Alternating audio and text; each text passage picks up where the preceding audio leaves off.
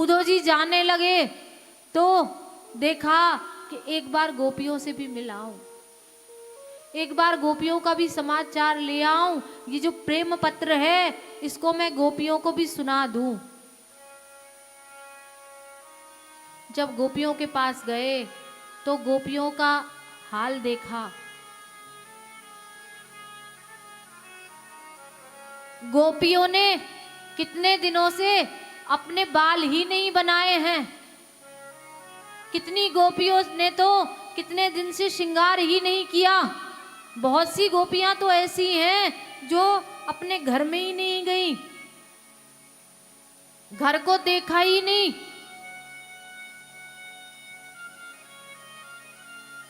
और सभी गोपियां भगवान के विरह में रो रही हैं।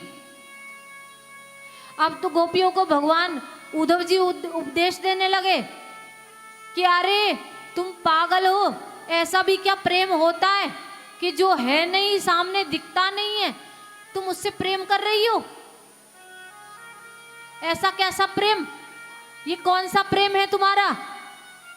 यदि वो तुमसे प्रेम करते तो तुमको छोड़ के क्यों जाते? एक बार सोचो तो सही, जो तुमसे प्रेम करेगा वो तुमको छोड़ के क्यों जाएगा? वो तुमको छोड़कर चले गए, वो तुमसे कुछ प्रेम नहीं करते हैं, तुम उनके चक्कर में दीवानी बनी बैठी हो। छोड़ो ये सब और जाके अपने कार्य में लगो, ये कोई प्रेम व्रेम नहीं होता है। गोपियां चुपचाप सब सुन रही, सारी बात सुनते सुनते गोपियों के नेत्रों में से अश्रुधार बह रहे, आंसू बह रहे। गोपियां बोली, ऊधो मन न भये 10-20, एक हतो जो गयो शाम संग, अब को आराधेश। तुम किसकी बात कर रहे हो? हमें कुछ सुनाई नहीं दे रहा है। गोपियां कहती हैं भगवान से कि रात अंधेरी थी, हम डर भी सकते थे। हे प्रभु, रात अंधेरी थी, हम डर भी सकते थे। तुमसे प्रेम करते थे, हम मर भी सकते थे। हम तो तुमसे प्रेम करते थे, हम तो पागल थे, हम तो मर भी सकते थे। एक बार सोच तो लिया होता हमारे लिए, अर्धरात्रि में हमें छोड़कर चले गए। उद्धव जी को सब सुना रही है।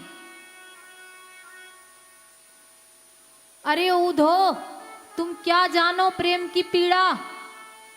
जब प्रेम होता है तो व्यक्ति को ना तो घर अच्छा लगता है, ना बाहर अच्छा लगता है, ना भोजन अच्छा लगता है, ना पानी अच्छा लगता है, सिर्फ अपना प्रीतम अच्छा लगता है। और तू क्या जाने प्रेम को उद्धव, तेरा मन नहीं है, तेरे मन में तो पत्थर है, तेरे दिमाग में तो पत्थर पड़े हुए हैं, तू क्या प्रेम करेगा। उद्धव जी के नेत्रों में से आंसू बहने लगे गोपियों के प्रेम देख के,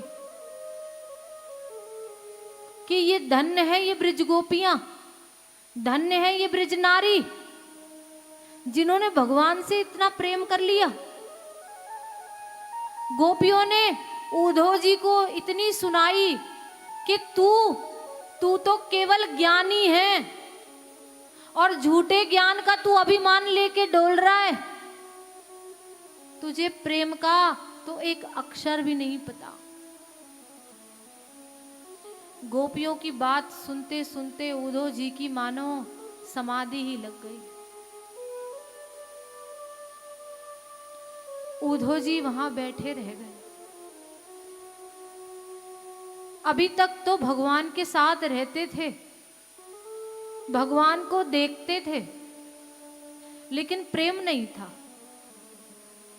लेकिन आज उद्धव जी ने जब प्रेम की बातें सुनी गोपियों के मुख से कि इतना प्रेम, इतना वात्सल्य, मैं साथ में रहा भगवान के, लेकिन वो प्रेम मुझे नहीं हो पाया। क्यों? क्योंकि मैं अभिमान में इतना अंधा था, मैं ज्ञान में इतना अंधा था, सिर्फ मैं अपने ज्ञान में ही पड़ा रहा।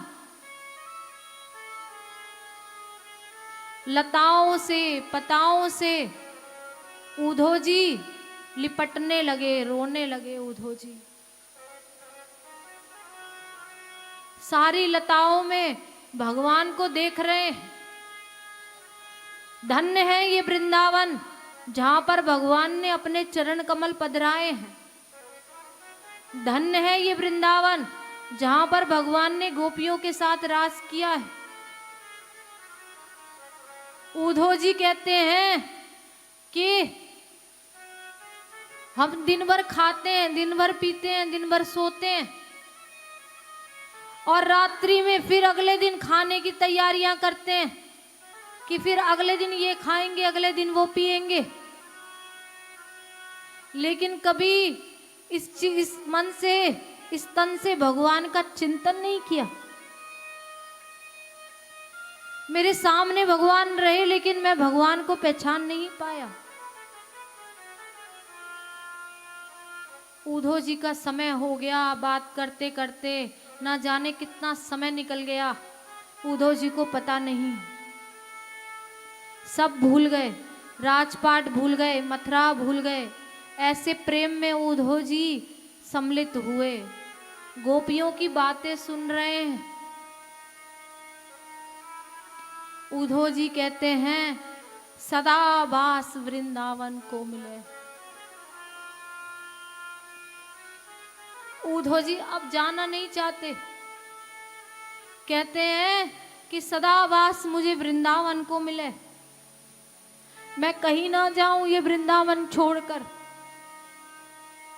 मुझे इस वृंदावन का वास दे दो।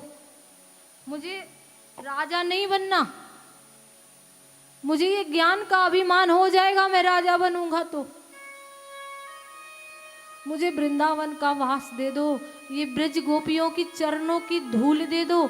धन्य है ये ब्रज गोपी जिन्होंने भगवान को बिना किसी पढ़ाई के प्राप्त कर लिया, और मैं मूर्ख हूं जो मैं इतना बड़ा बृहस्पति का शिष्य होके, इतना बड़ा ज्ञानी होके मैं भगवान को प्राप्त नहीं कर पाया, भगवान को समझ नहीं पाया आज तक। अपने ज्ञान में मैं इतना अंधा रहा। धन्य है ये ब्रज नारी, धन्य है ये ब्रज गोपी, सदा वास वृंदावन को मिले। ऊधो जी कहते हैं ऊधो सूधो है चलो, सुन गोपिन के बोल, और ज्ञान बजाई डुगडुगी, प्रेम बजायो ढोल।